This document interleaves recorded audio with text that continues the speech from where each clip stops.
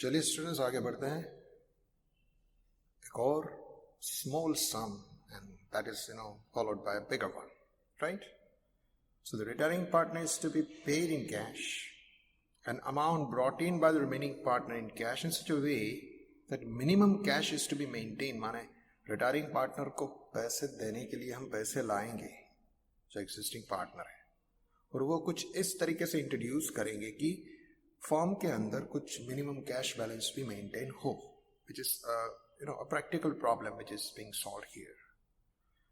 So 19.1, A, B, C are the partnership profits and loss ratio 5:3:1, and A retires on 1st April 17. The capital of A, B, and C after all the adjustments regarding loss of evaluation account, reserve, and goodwill stood at 60, 50, and 70 respectively. On that day, the balance of cash was 30,000. Partners decided as follows. So these are the closing balances as usual. You are told after all the adjustments, माना revolution का loss भी आ गया, reserve का distribution भी आ गया, goodwill भी आ गई, सब खत्म होके ये हुआ, माने this is the closing, right? And the cash balance on hand that was this. Amount due to A is to be paid in cash. माने जो रिटायर हो रहा है उसको हम कैश दे देंगे, ठीक है? ए रिटायर हो रहा है. The amount of cash to be paid or to be brought in by the remaining partners in such a way so as to make their capitals proportionate to their new profit sharing ratio, and minimum cash balance of 20,000 is to be maintained. माने उसको देने के लिए पैसे लाएंगे, right? कुछ इस तरीके से कि रिमेनिंग पार्टनर्स जो है, राइट, उनके खुद के capitals to make their capitals proportionate to the new profit sharing ratio. माने वो जो कैपिटल है वो नए पीएनएल रेशियो में एडजस्ट होगी. उतना ही नहीं, देने के बाद भी कुछ बचेगा फर्म के पास, right? So that is also decided in advance here. Fine, okay, let's go.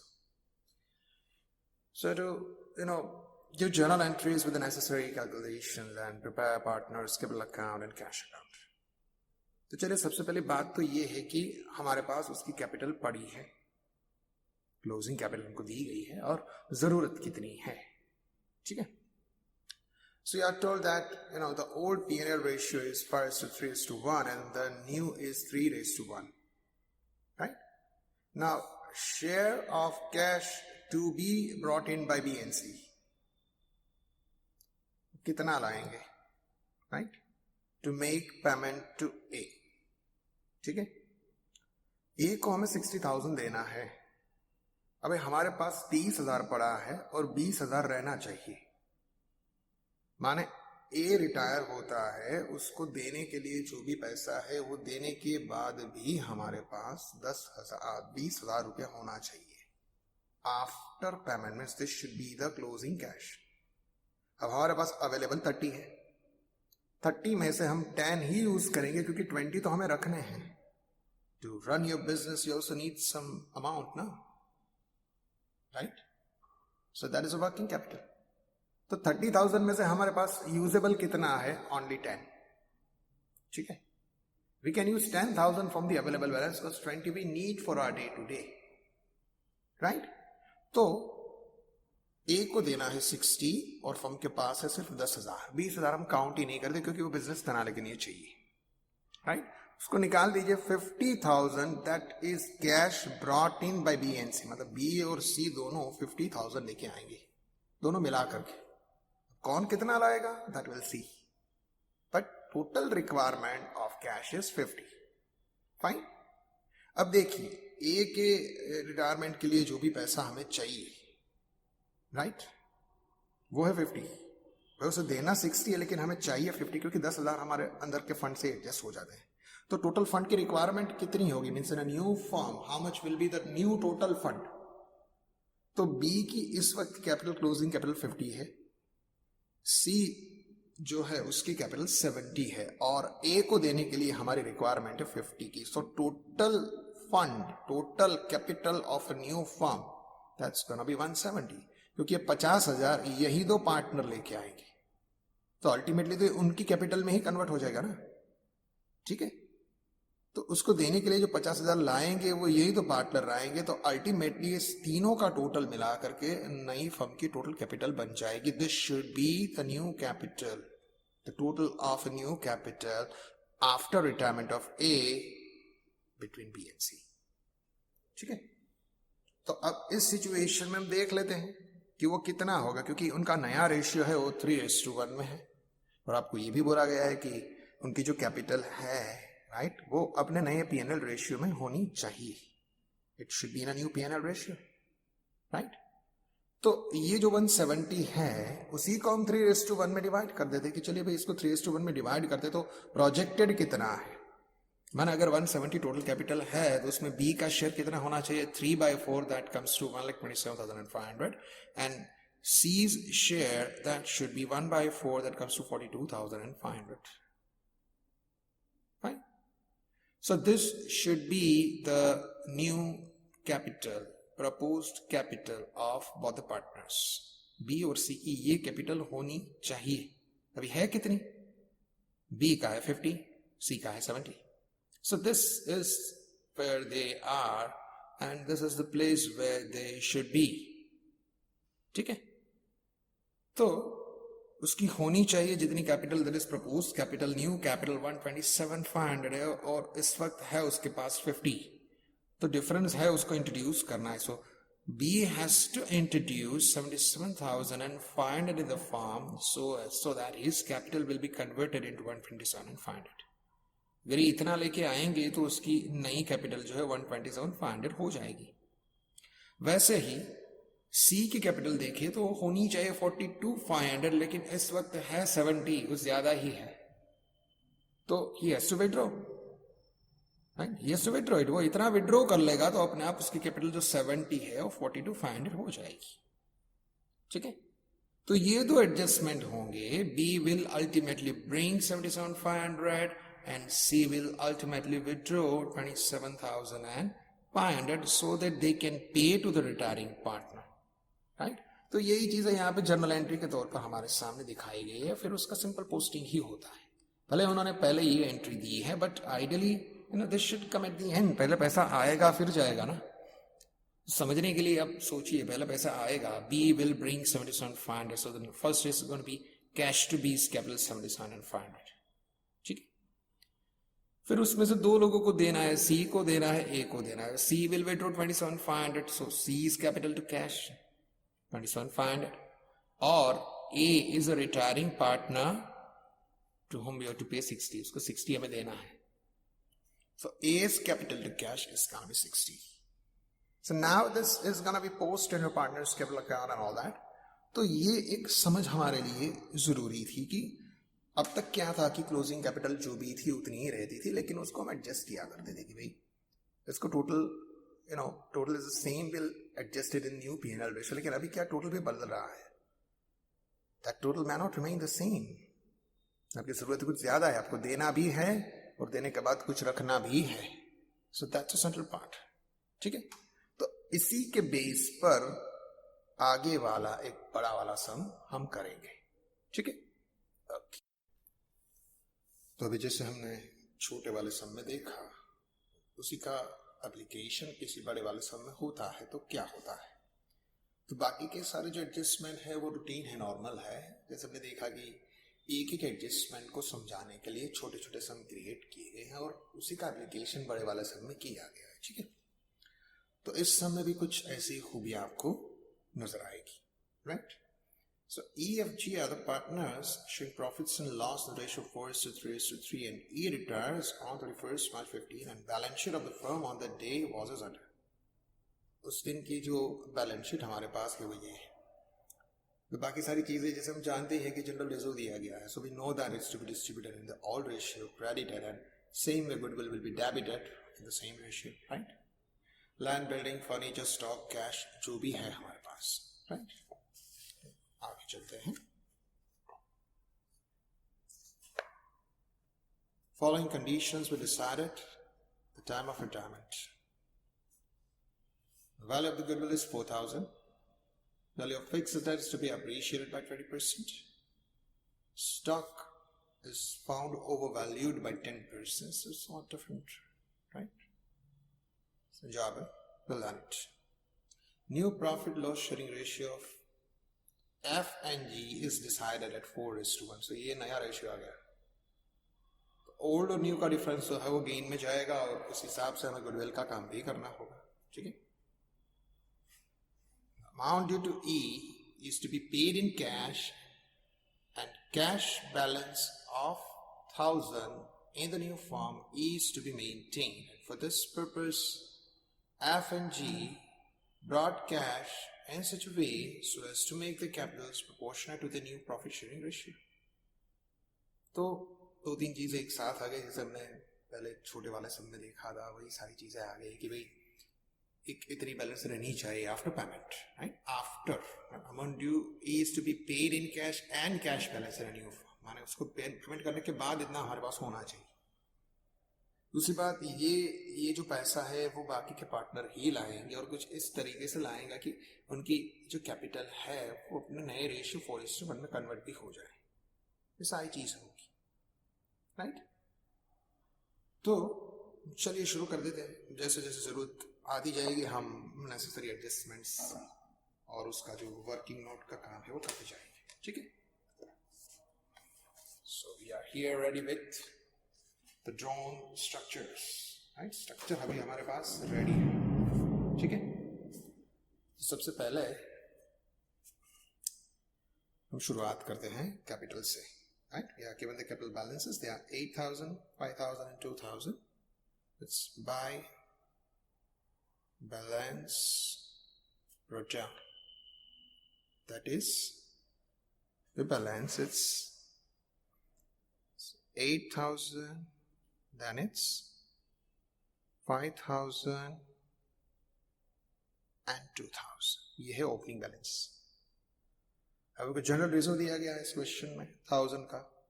Sorry, it's 2,000. So it's going to be distributed among the partners in their old ratio as usual. General reserve account. 2000 को हम 433 में divide करेंगे, comes to 800, 600 and 600. ठीक है. चलिए, अब बिल्कुल उसके अपोजिट है गुडविल जो कि इस फॉर्म में दी गई हमें इस पर्टिकुलर सम में. That's with 1000. So that's going to be debited among the same partners in the old ratio. That's 2 goodwill account. 1,000 रुपया है, 2,000 था तो आधा हो जाएगा. It's gonna be 400, 300 and 300. ठीक है. तो ये हो गई entry of goodwill, right? We are also given cash balance 400. Cash account हमने यहाँ पे ओपन किया है, उसकी ओपनिंग बैलेंस भी हम लिख देते हैं. That's 400, right? अभी एक के बाद एक एडजस्टमेंट हमको लेने हैं. You are told that the value of goodwill is 4,000, right? So will see that.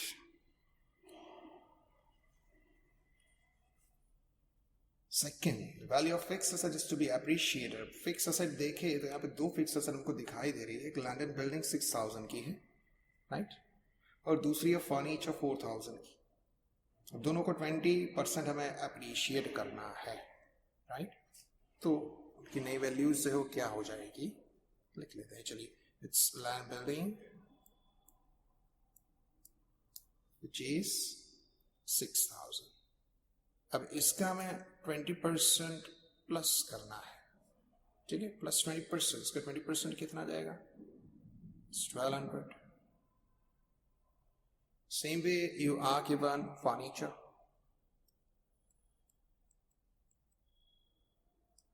So the furniture that is of 4,000, ये भी 20% plus जाएगा, so comes to 800. The new value is gonna be 4,800, right? तो अभी as a profit, it's gonna be credited. We know it. So here we'll be writing on the credit side by a land and building account. It's 1,200 and 800, that's for furniture, right? Now the next is stock is found overvalued by 10%. माना ये जो stock आपके पास है वो already किसी value से 10% ज्यादा है. मतलब ये अभी हमारे पास जो पड़ा है स्टॉक वो कितने का है? 6600. This is overvalued by 10%. माने किसी वैल्यू का 10% ये ज्यादा है. तो वो वैल्यू कौन सी होगी? So we need to calculate like that. Suppose that here we are doing some working note, right? Suppose the original value, right? Original value, I assume say 100. अभी ये उनका 10% plus over valued by 10%, that's 10. So this is the book value. अभी आपके सामने जो है वो किसी वैल्यू का 10% ज्यादा करके बना है. What is this? तो ये इस वक्त की वैल्यू है. ठीक है, तो यहां से हमें वहां पे जाना है पीछे. So it's gonna be 110 to 10, 6,600 to what? So in a way it's gonna be cross multiplication, right? The 6600 into 10 divided by 110, we'll be getting 600. That's gonna be the overvaluation.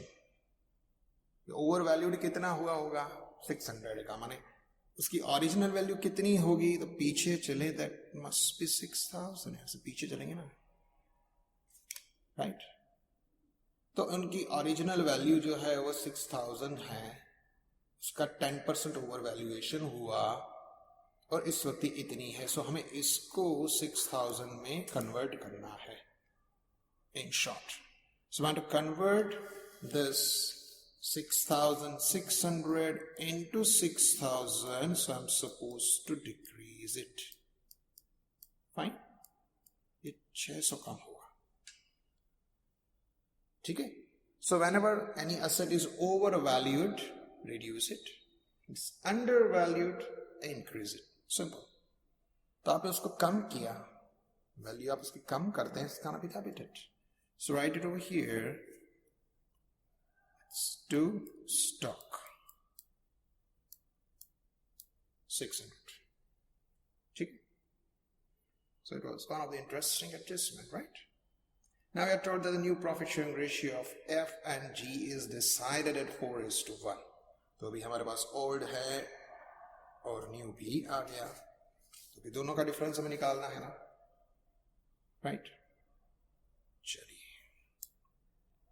so the old ratio and new ratio, right? Old share and new share. ठीक है, तो partners के name है A, F and G. उनका old था 4, 3, 3. So you are told after E's retirement, the ratio between F and G is going to be 4:1. ये है. ठीक है, तभी gain sacrifice की बात करें तो normally it's retirement, so there'll be gain, right? So gain means new situation is better than the earlier one. So new share minus old share. ऐसा कुछ होगा. ठीक है, so keeping in mind this partner F, the new is 4/10, old is 4/5 and 3/10. So to realize the denominator अगर अपन करें तो it's gonna be 8/10 minus 3/10. It's heavy. 5/10. It's 50% more. Right? Total का 50% ज़्यादा हो गया. मतलब अब 80% में आप चले गए. This purely gain. G के एंगल से देखे, so earlier was new is 1/5 and the earlier case was of 3/10. So you can set 2/10 minus 3/10. It's minus 1/10. See here, it's in minus.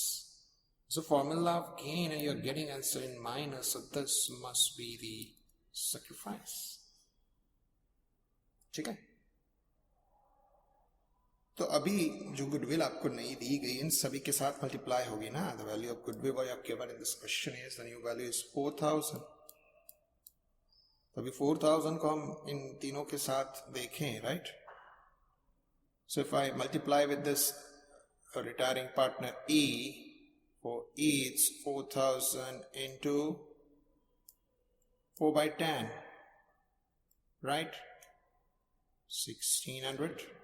अभी F जो कि गेन कर रहा है 4000 into 5 by 10 comes to 2000, और अगेन ये जो G है वो सेक्रीफाइस कर रहा है 4000 into 1 by 10 400. तो ये दोनों सेक्रीफाइस कर रहे हैं, तब जाकर के ये F अकेला गेन कर रहा है. ठीक है?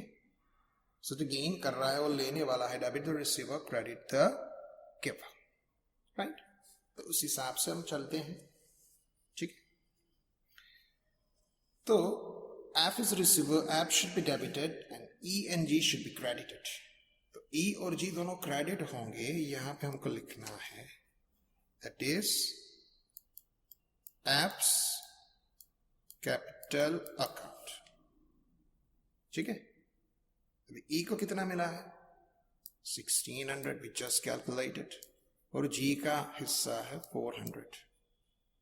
It's debited to F's capital, तो यहीं पे जाएंगे दोनों 1600 and 400. ये 1600 E के हुए, so here we'll write to E's capital account, and this is definitely for G's capital account, and it's for goodwill. किसके लिए है ये सारी चीजें? goodwill के लिए. ठीक है? यहीं पे वही बात है, राइट? तो ये हो गया till adjustment number 4. Now the last one is the more important, most important. Amount due to E is to be paid in cash. Cash balance of 1000 in a new form E is to be maintained. माने अब सारी चीजें खत्म करके ये बात पे आना है. तो अब क्या करना है? अब हमें रिवैल्यूएशन का रिजल्ट फाइंड कर लेना, क्योंकि अब सारी चीजें खत्म हो गई. अब क्लोजिंग कैपिटल का एडजस्टमेंट आया. So it's time to find out the result of first of all this revaluation. Fine. So here it's 2000.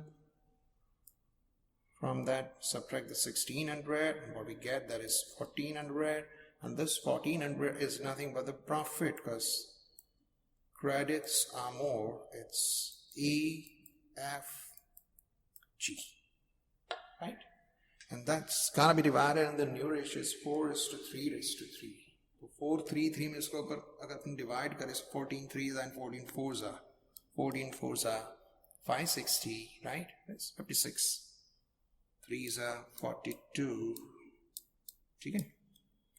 इस तरीके से यहां भी उसको हम ले लेंगे, right? It's revaluation account.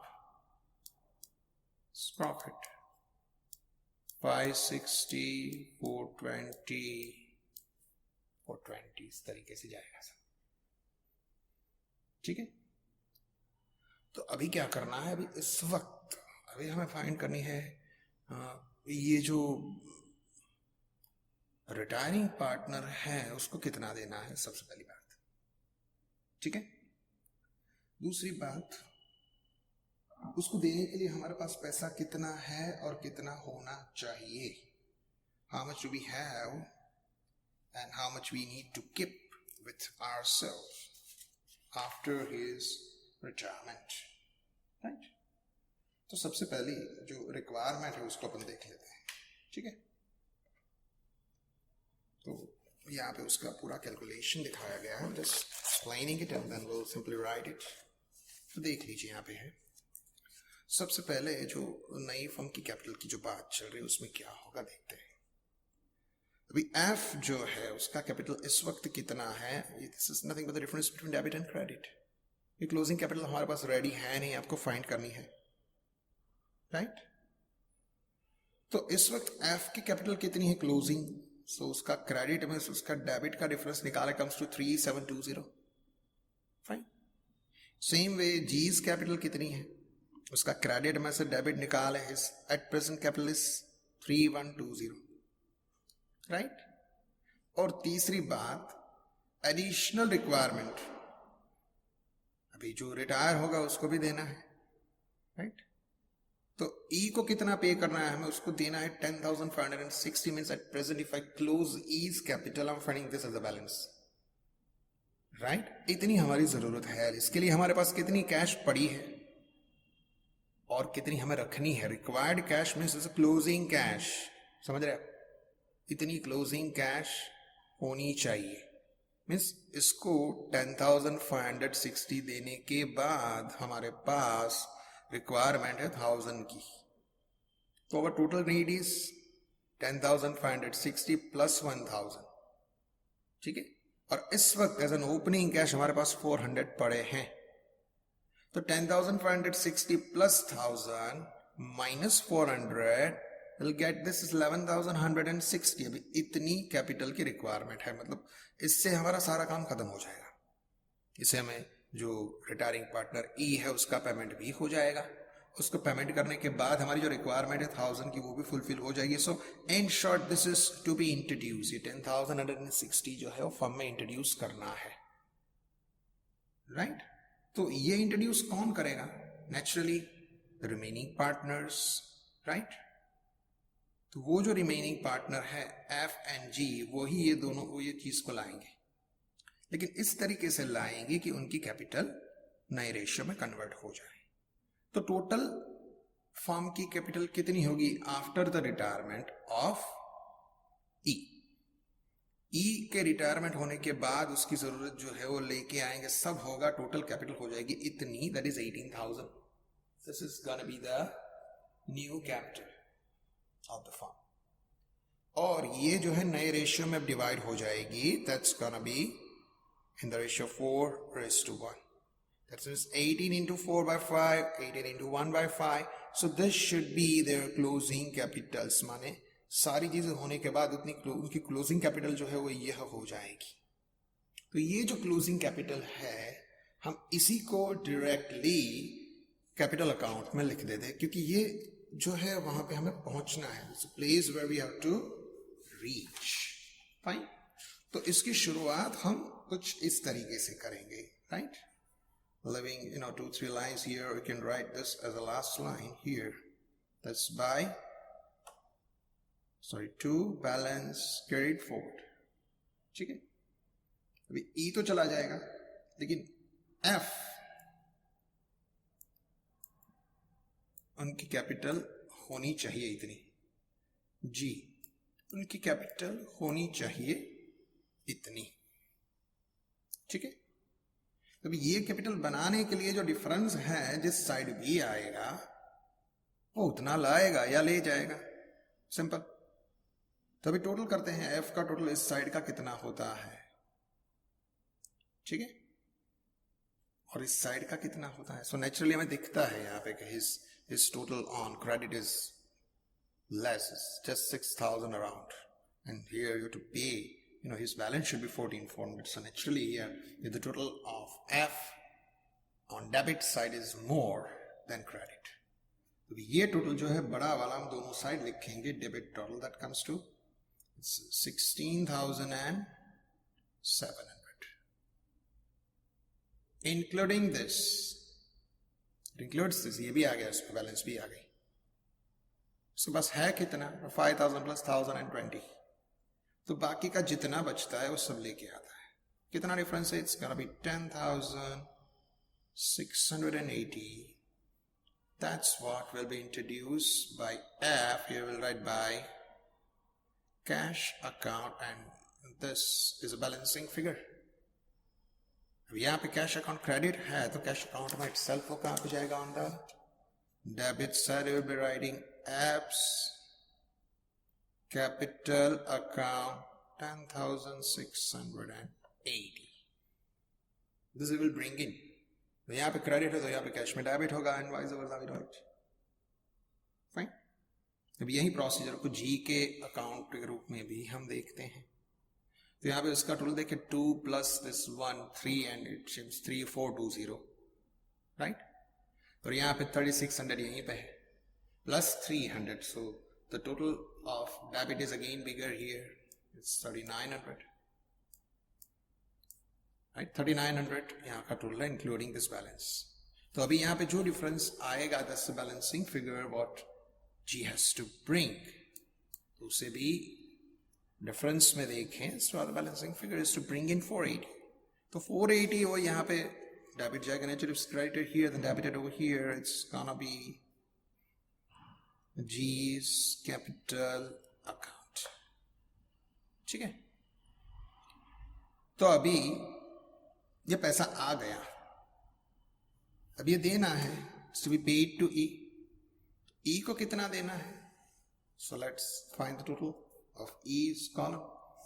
वहां पे तो यहीं पे ये जो क्रेडिट का टोटल बड़ा है 10,960,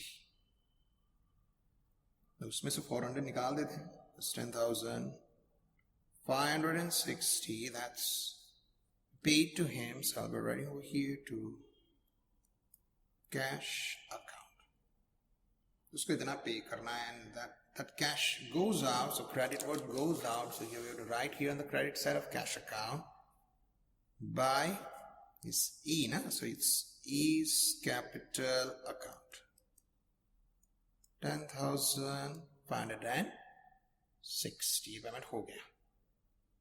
चलिए, तो अभी पेमेंट होने के बाद कैश की बैलेंस कितनी होती है? What should be the closing balance in that case? 11,560, उसमें से 10,560 निकाल देते, कितना बचेगा? 1,000 which was decided in advance by balance carried forward. It should be entered here as your asset, cash 1,000, ठीक है?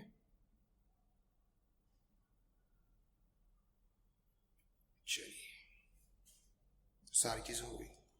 दूसरी एक ही काम करना है, देखना है कि और कोई एसेट लायबिलिटी बची है जिसके ऊपर एडजस्टमेंट नहीं था, जिसके डेटर्स जो है उसके ऊपर कोई एडजस्टमेंट नहीं था। So we have to write the debtors with their as it is value 9,000, ठीक है? वैसे ही लायबिलिटी साइड देखे तो यहाँ पे तो मैदान खाली है, लेकिन ये दोनों पार्टनर्स की कैपिटल यहाँ पे पहले आएगी, सारी कैपिटल्स, राइट? ठीक है, दोनों की कैपिटल लिख लेते हैं। It's gonna be F and G, and F's capital it's 14,400 and G's capital it's gonna be 3,600. उसके अलावा क्रेडिटर्स, बिल्स पेबल ये सारे हैं, लेकिन उसके ऊपर कोई एडजस्टमेंट नहीं था, so keep their value as it is, right?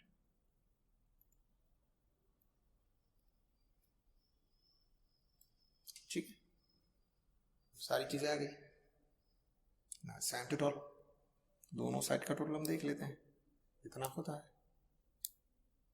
Does it match or not? It must match, right? It's 18 plus 10, it comes to 28K, ठीक है? वैसे भी यहाँ पे देखते 10 और ये 20 and 28.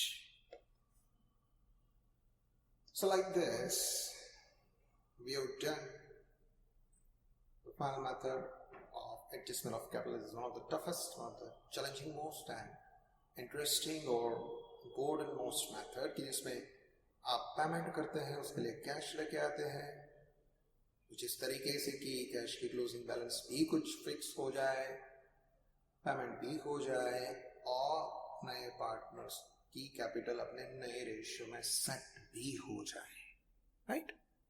चलिए, थैंक यू वेरी मच।